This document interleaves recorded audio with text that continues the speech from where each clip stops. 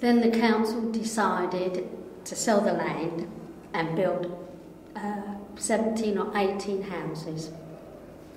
So they took their place away. So where did those kids go? They had nowhere to go. So when they built these houses, we had nothing but trouble. We have to put up with the noise, with strangers using the swings, young teenagers, 1 o'clock in the morning, 2 o'clock in the morning. So when people don't live there, they don't know what it's like. A one-off thing, I said, you know, we've lived there by then 30 years. We know what noise is like, but you get it in and out. At the end of the day, you've got your own problems. And why should we keep sorting out other people's problems? Oh, they think, oh, always got something to moan about. I said, well, if there was underneath your window and you've got to go to work, how would you last? So that went by the wayside. Then we was told we're going to have a wrought iron fence all the way round the whole where we live, the estate. They done half of it, they run out of money. So that's why most of them take a shortcut and they use it. We don't begrudge kids going on the swings, on the slides. We're not that hard. Kids are kids, aren't they? So many kids bouncing the ball up the garage. The garage is metal. So we went to the council, we made a complaint. The housing manager, she was very good, very good. She contacted the trust place and explained, you know, the noise, and they must have seen it, the damage and that. Well, since then it stopped. When I first moved into the flat, it was a brand new build. It's very much a family orientated street. Probably about 6 months after we moved in, groups of young boys, girls between the ages of like 12, 13 up to about 19 just walking up and down the street, and it then got to the point where they were using threatening behaviour with people, they were sitting on people's cars, they were using our area by our bins to smoke cigarettes, drink alcohol, take drugs, have sexual relations with each other, throwing fireworks at somebody's front door, throwing eggs at someone's front door. And then it got to the point where they were actually breaking into our communal area and asked them what they were doing there. They'd be saying, oh, well, you can't do anything about it anyway, so what are you going to do? So we're here because we can be. And it got to the point where we were actually sometimes too scared to go downstairs because we knew there were people downstairs, we knew there shouldn't be people downstairs, so you're locked in your flat thinking, should I go down and speak to them or should I just stay where I am and put the chain on? Pretty much went on for 18 months solidly every day. We knew that they didn't actually live down the streets. What actually did start happening is people were just staying off the street. Family underneath where I live, they weren't allowing their little boy to go to the shop at the corner of the road. He'd actually been forced to hand over the money that his parents had given him to get a loaf of bread at least 3 occasions. Admittedly, the initial reaction for me was to run, and I kept on saying to myself, why on earth did I buy that place? Why on earth did I waste my money?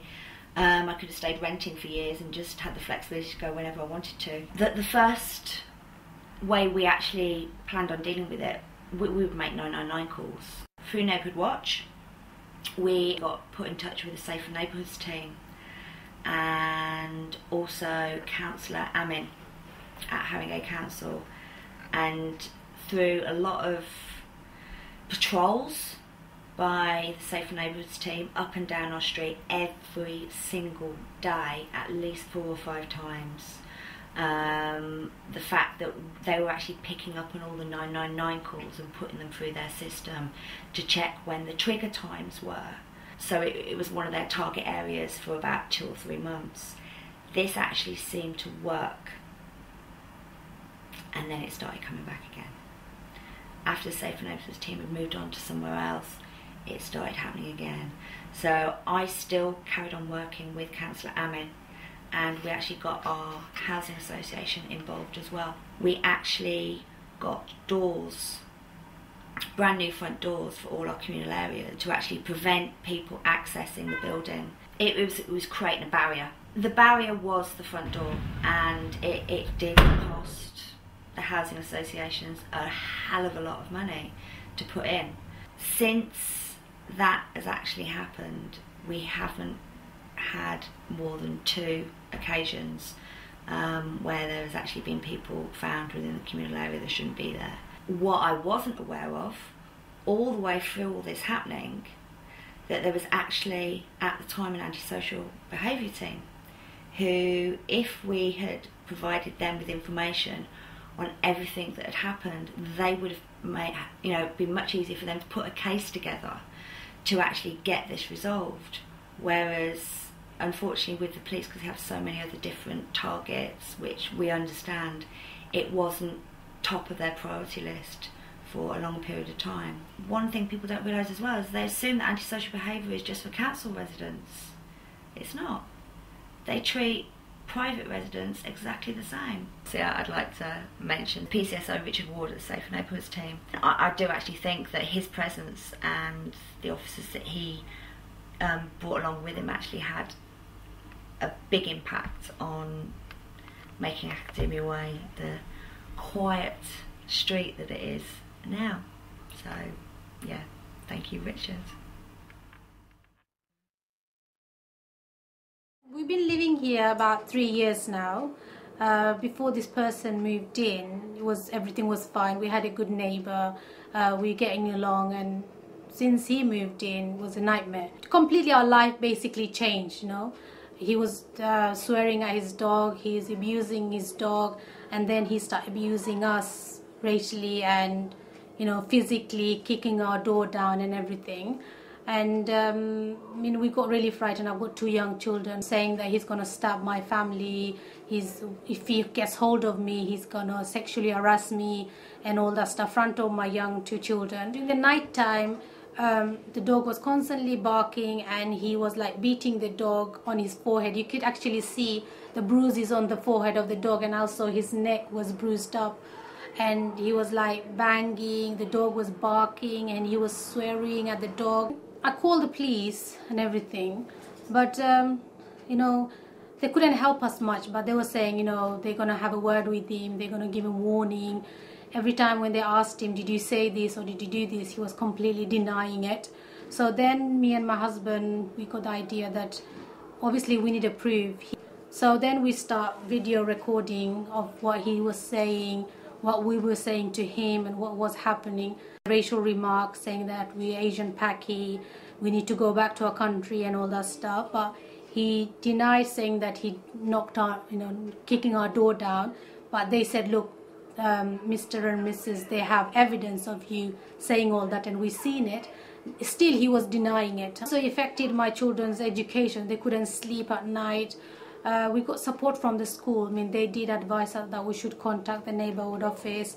They even contact the local neighborhood office behalf of us, and they gave us advice what to do and all that stuff. So the school was really helpful. I would say that you should contact everyone that that you can, and get the advice and see what kind of advice they can give you. Just don't just call the police.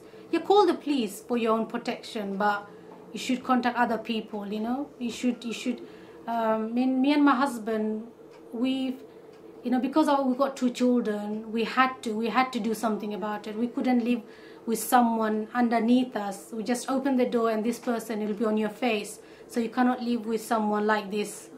It's not right. We had a right to live in this house. He has a right, but he doesn't have a right to abuse us or do those things to us.